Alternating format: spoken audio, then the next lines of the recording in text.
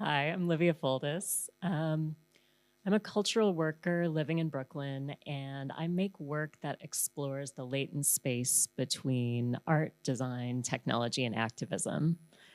I came to this work from my own experiences living and working in San Francisco from 2005 to 2019, which were the years that the tech industry took over the city and also kind of the world. One of the questions that I ask a lot in my work, and definitely in this piece that I'm going to show, is how machines are taught to understand and misunderstand our bodies and the identities they carry. Before I do that, I do want to share my gratitude with Dr. Paula Gortazar and David Bate of Westminster University, and Sam Mercer and Iona Zuli of the Photographers Gallery for organizing and hosting the incredible events. My co-panelists, Anshul Roy, who just really, blew everybody away with that one, I think, and Ochi Reyes for sharing their own work. And thank you also to my partner, Andrew, and our hosts in London, my dear friend Leslie and her beautiful family. Also, before I begin, I do want to acknowledge that gender, race, colonialism, and sex work can be challenging and emotional to talk about. Part 1, Searching. In 2018, Laura Gianda posted an image of the 30,000-year-old nude statue known as the Venus of Willendorf on Facebook. Facebook repeatedly removed the image, flagging it as inappropriate content. In 2021, Vienna's tourist board announced that they were starting an OnlyFans site where visitors could view suggestive artworks from prominent Viennese museums, including the Venus of Willendorf. The tourist board started the OnlyFans to circumvent and critique Instagram's heavy-handed censorship of Vienna's museums and galleries. They announced this via an ad campaign featuring a closely cropped image of the Venus of Willendorf's breasts with the headline, Vienna strips on OnlyFans. These images sit uncomfortably between photograph and data. I found them by searching GitHub's nudity detection tag in an open source repository called NudeNet, Neural Nets for Nudity Classification, Detection, and Selective Censoring. When I search for nudity detection on GitHub, it's easy to find repositories with names like NSFW Data Scraper and NSFW Data Source URLs. The latter described as lists of URLs that will help you download NSFW images for building a big enough data set to train a robust NSFMD classification model, boasts that after downloading and cleaning, it's possible to have 500 gigabytes, or in other words, about 1.3 million NSFW images. In 1908, a small female figurine carved from limestone was excavated from the ground in the small hamlet of Willendorf. The dig was funded by the Natural History Museum of the Imperial Court in Vienna, which was founded just a few years before in 1889. Like its contemporaries throughout Europe, the anthropological department responsible for the figurine's excavation hoped to establish proof of a world shaped by evolution with a rigid hierarchy of racial categorization. Also, like its contemporaries, the Natural History Museum was ravenous for objects and collections that would paint a unified picture of the world and its inhabitants. But Austria was at a considerable disadvantage in this collecting competition. Despite its best efforts in Mozambique and India, it was not a classic colonial power like Great Britain, France, or Germany. Still, the museum managed to acquire thousands of stolen objects through donations and exchanges with other colonial powers, including human remains from Hawaii and a large collection of objects from the Kingdom of Benin. They meticulously recorded these in 8 bound, handwritten inventory books. Each of their thousands of objects is assigned metadata, including year, type of object, country of origin, and circumstances of acquisition. These images are stolen. The algorithm that decided whether the Venus of Willendorf is art or pornography is also a product of outright theft. Over the last decade, computer science departments and tech companies scraped billions of images without consent from social media platforms like Flickr and Reddit. They use these to train machine learning algorithms built for surveillance, censorship, and control through applications like facial recognition and predictive policing. NudeNet belongs to a subset of these algorithms dedicated to automated content moderation.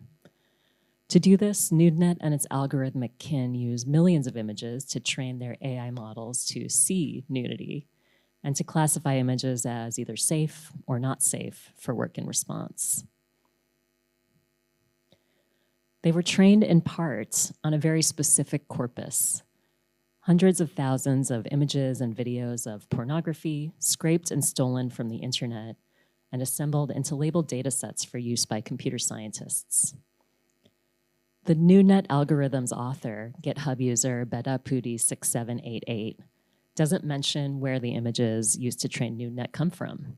Their source is assumed. NudeNet is only the latest imaging technology employed to sort our complex identities and behavior into hierarchical categories of race, gender, and obscenity. Its stolen training data constitutes a new kind of photographic archive with familiar aims: surveillance, censorship, and control. Part 2, looking. I scroll to the bottom of NudeNet's GitHub repository page. There are instructions in several coding languages for how to use the algorithm to classify, detect, and censor nudity on one's own machine or website. Tucked away at the very end, the algorithm's author has placed a link to a .zip file containing 20,000 images.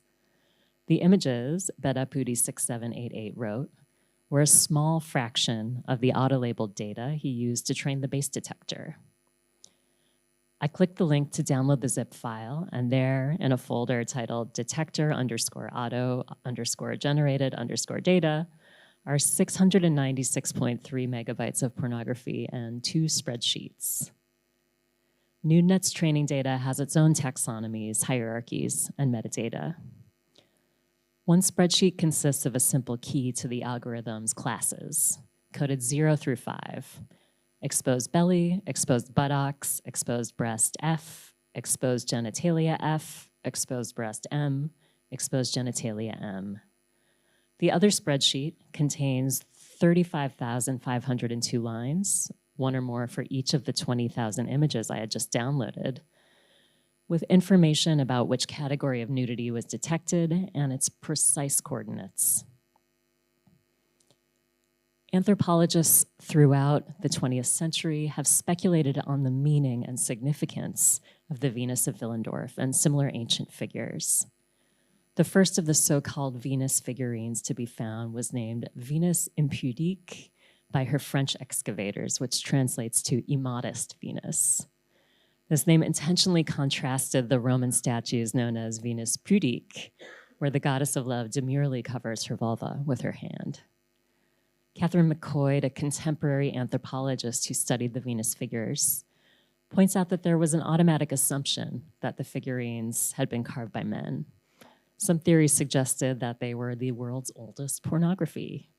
Historian Tosca Schneidelar traces a particularly racist set of speculations that the fatter Venuses represented non-European women and the thinner ones, European women. In 1996, McCoy and co-author Leroy McDermott put forth their own theory in a paper titled Toward Decolonizing Gender. The Venus figures were self-portraits women made of their own bodies, viewed from above. Pornography is notoriously difficult to define. Justice Potter Stewart's infamous phrase, "I know it when I see it," uttered in the 1964 Supreme Court case, remains more or less the state of the art. Any explicit sexual material with the purpose of eliciting arousal is the vague definition often cited in academic papers where computer scientists detail the design and training of their pornography detecting algorithms, when they bother to define it at all. A paper published in 2020 admits that the currently available method to detect nude images is still crude, while another concedes that the term pornographic itself is ambiguous. In a 2014 paper on the evocatively titled Skin Sheriff algorithm, its authors, in a brief aside, lament the fact that determining whether an image is pornographic, quote, is not always possible. Even for humans, it can be a subjective decision. Nevertheless, the paper goes on to describe in precise detail the algorithmic process that their sheriff uses to definitively classify an image into one of two categories, pornographic or non-pornographic. As I scroll through the detector auto-generated data folder, I see photographs of thousands of people. Some of them likely posted their images on tube sites and Reddit forums to advertise their paid content. Some may have shared their photographs freely as expressions of their sexuality. Many of the images were undoubtedly stolen from their subjects in the first place, before NudeNet ever got to them. Reposted from subscription sites by anonymous fans, maybe, or from private phones and hard drives by blackmailers or abusive exes. No matter how these photographs got here, it's safe to say that the people laboring and loving in them would not consent to their use in training NudeNet, an algorithm built expressly to expunge the internet of images like them. There's a direct line from the Colonial archive to the machine learning dataset. From phrenology to sexology, scholars have traced the integral role photographic archives and bodily measurements play in colonial constructions of race and gender, intelligence and morality, human and something less than. In 2015, surveillance scholar Simone Brown traced the categories used in facial recognition systems that misidentify Black women as male and Asian men as female back to the racial pseudosciences of anthropometry, craniometry, and phrenology. More broadly, Brown identifies quantification and data collection themselves as technologies of enslavement and surveillance. Again and again, science, industry, and government collaborate using technologies of vision and quantification to transform our bodies into data, and use that data to classify, predict, discipline, and erase. Part 3, intervening. The people captured in NudeNet's training data are not enslaved, but in their stolen images, they are rendered inhuman. Their bodies are painstakingly measured, labeled, and sorted into detailed hierarchical taxonomies. NudeNet and other algorithms like it learns from these bodies that are data how to flatten complex gradients into binaries, pornographic or non-pornographic, male-presenting nipple or female-presenting nipple, acceptable or censored, whose enforcement brings material consequences. The farther your body is from thin, white, and cis, the more likely an algorithm is to label it as pornographic. As always, the most marginalized are most harmed, online and off. These images are not mine to use. Their existence in this context is a violation.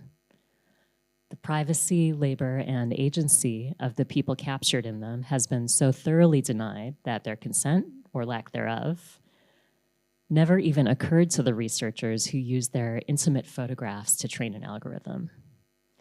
To the algorithm and its designers, the people in these stolen images matter only in aggregate, each body consumed and reconstituted as one data point among millions. Although they are painfully exposed, they were never meant to be seen individually.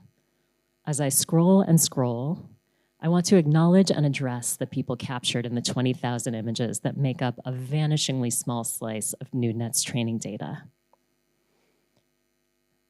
How do you show something that shouldn't exist? How do you show something that's not yours to show? How do you hold the archive accountable without reinscribing the violence that produced it?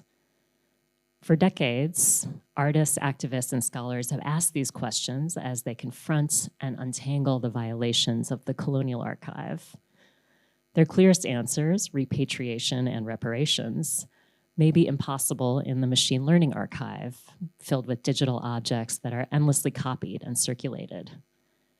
Today, sex workers and their allies are leading the fight against digital surveillance and censorship, and sharing powerful models of resistance, solidarity, and mutual aid. But other less material practices may yield different forms of resistance as well. Stephanie Sihuko, a contemporary artist, borrows and deconstructs the visual language of photography, anthropology, and museum archives to look back at the white gaze. In recent work, she uses her body and a range of formal methods to intervene in archival photographs, shielding their subjects from the camera's extractive lens. In a recent series of Sihuko's Shutter release, she uses a Photoshop tool called the healing brush to digitally remove the subjects from a collection of prison mugshots from the Philippines. In Sihuko's now healed images, the documents, along with spectral traces of their inhabitants, remain. But the people have been, in her words, liberated from their colonial and carceral environments. In NSFW Venus, I use Sihuko's use of the healing brush on these images that are not mine to use. I draw my finger across the trackpad, moving my cursor over some of the people captured in NudeNet's archive, erasing them from view. Photoshop's healing brush also uses a computer vision algorithm. The algorithm reads the pixels surrounding the areas I've touched, and drawing on its memories of the millions of images it's seen, guesses which pixels should fill the void where a person was. Machines only know what we teach them. In the archive of billions of images that constitute their training, what are they learning to remember? Thank you.